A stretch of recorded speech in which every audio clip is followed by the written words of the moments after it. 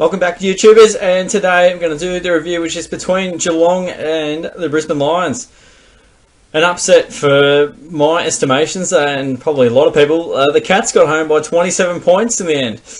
A really good result and probably slightly flattering Brisbane on the scoreboard, but the Cats sort of calmed down a little bit later on in the piece. But what a game it was. Obviously, starting out the game, the Cats had a few chances, so did the Lions, and sort of went begging and probably didn't make the most of the opportunities. But as the game wore on, as we see, it was getting a bit scary when Brisbane were up by 22 points, and the Cats kicked 9 in a row. It was sensational. Kicked one in the last and kept it pretty quiet. Just parked the bus a little bit, but yeah, the Cats were outstanding. So they were really good. The pressure right from the get-go, you could just tell were on. It was really pleasing and really promising to see the Cats go full-out attack there.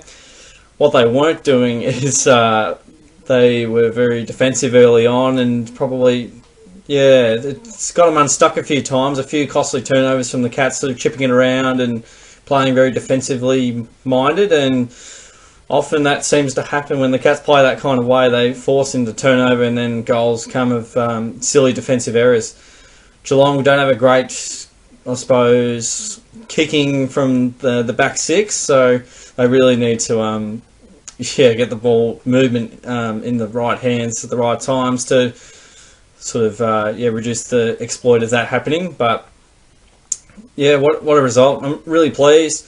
We're really tough in the midfield. We were just getting it out of the middle after the Lions. Obviously, they sort of had their little dominance sort of towards the end of the first term, and going into the second term, they were looking pretty promising at the coalface, and never has the game been so dependent on winning it in the clearances. So you win the stoppage, and especially the centre square bounce. It's a massive difference, and really gives your team a lot of confidence when you're moving the ball forward. And never has it been more of a forward half game, unless Joel Selwood's kicking in. I noticed Joel Selwood kicked in last week. We kicked a goal, and he did it this week, and we also ended up with another major. So I wouldn't put him down as our best kick by a fair way, but he got the job done there. He's got it done a couple of times quite nicely. But love the pressure from the Cats. They were all over the Lions. They couldn't get any time or space, and gave them a bit of their own brand, to be honest. As I said, the Cats moved it forward, reasonably well. And as the game went on, we started kicking more instead of handballing. Every time the Cats are handballing, it put us under pressure. Ironically, I mean, even when players are streaming forward, they're looking for that handball. It's like coached into them to handball to another player.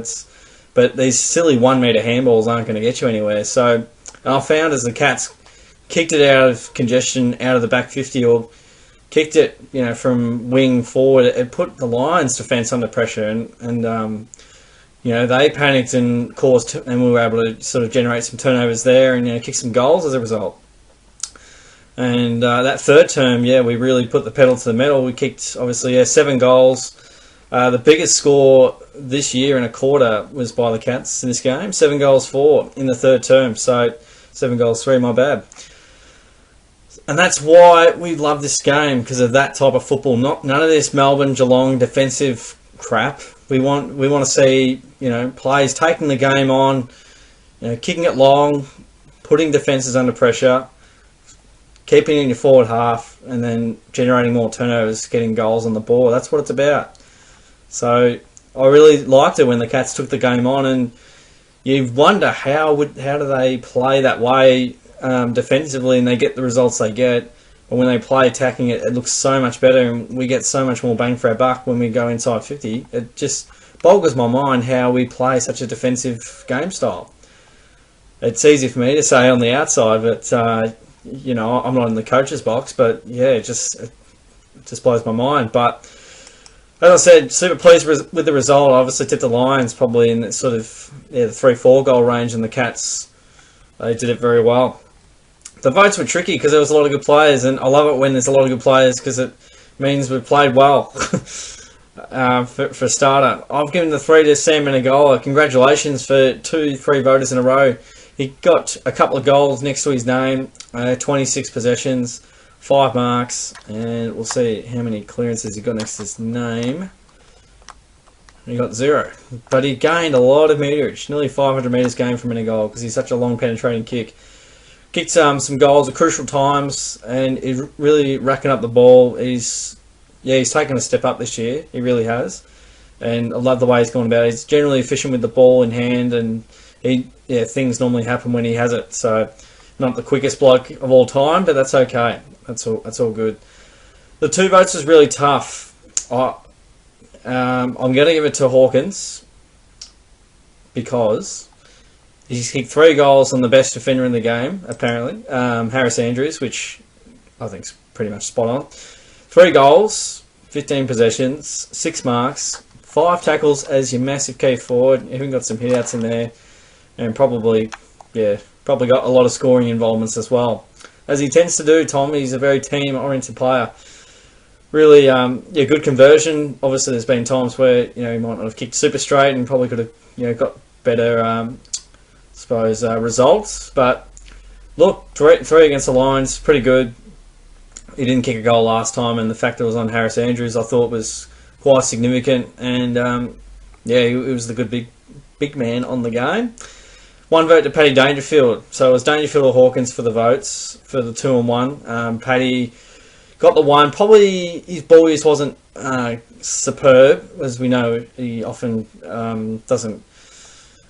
Sometimes he's not as poised as he'd like to be, but he got a couple of points next to his name. If he kicked a goal, he might have got the 2. So Paddy, straighten up that goal kicking. You'll be getting in the votes in no time. The bigger votes, I should say. He got 26 possessions on the night, 7 marks, 8 clearances and nearly 500 metres gained, and 3 goal assists. So, look, it was really good and definitely crashed and bashed. And as he does, he's a beast around the contest. And he played a really good game, and you'd be stoked with that. So, Sam Simpson brought into the side tonight.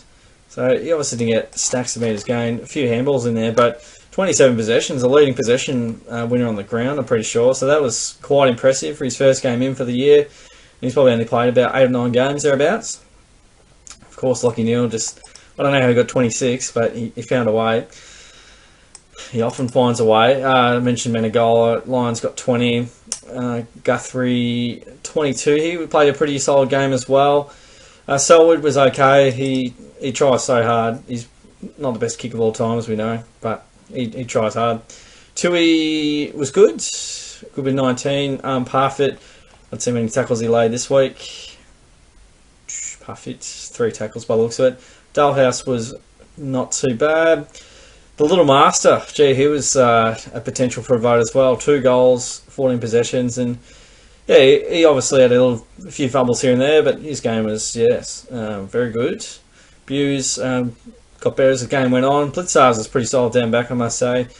Radicalier continues to tease. He kicked a goal thanks to a good kick from Paddy Dangerfield. And look, he doesn't get a lot of it. How many marks did he take? 4 marks, He gets to so many contests, but doesn't bring many down. O'Connor was decent. I really like Fort's game as well. He was good in the ruck. He's battled pretty well lately. Henry wasn't too bad. Colo was okay as well.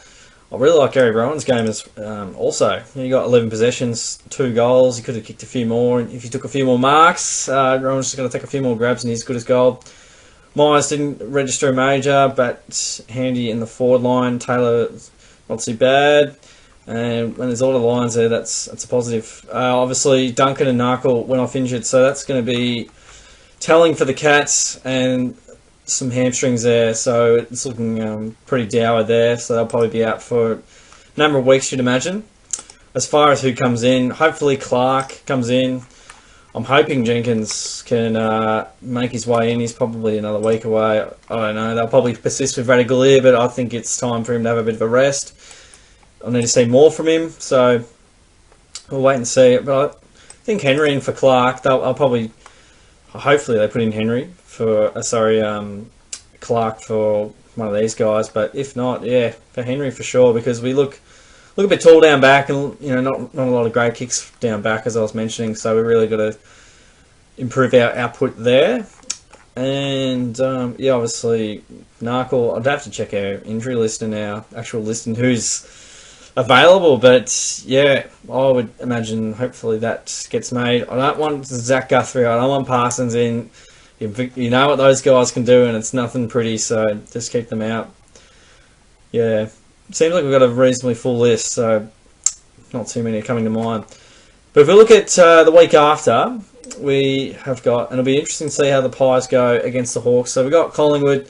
This is at Optus Stadium, so see how the weather conditions fare over there. But this will be an interesting game. Obviously, I'll see how the Pies go and see what kind of team they bring in. But if you asked me a fortnight ago or a week ago, I probably would have said the Pies will win this game. But yeah, I mean, really good win from the Cats. 7-day turnaround there. So yeah, Duncan out will really hurt and will be significant. But yeah, I'd say the Cats by a couple of goals. These teams tend to not play pretty games, and it's normally pretty close. We'll wait and see, though. I think we'll see what the Pies have got up their sleeve in terms of personnel. They've got a couple of first gamers and blokes that I've never heard of before playing against the Hawks. And the Hawks have just had the Pies measure for 10 years. Clarko's had a 12-1 record over Buckley, so good luck to Nathan tomorrow night against the Hawks, who will want to bounce back, and the Pies need to bounce back as well, to be honest. But yeah, the Cats style obviously got the win round one with Stanley playing, so Fort's going to have quite a battle up. He's going to have quite a game on his hands, but we'll monitor that and see how we go there. And obviously, Pies got us in the finals because we had a bye. But anyway, we won't go too much detail into that. So yes, the final result: Cats by 27 points. And guys, thanks for tuning in. I hope you enjoyed the video and the review of the Cats winning by 27 points. Subscribe away, smash that subscribe button, and smash the like button. I've hit 900 subscribers, so 1,000's the next milestone, and it's been a long time coming, so I'd be stoked to get there, and it'd be amazing. So again, I appreciate all you guys' support, and I hope you're keeping healthy and well out there. So take care, everyone. Thanks for watching, and stay tuned. I'll talk to you guys all soon.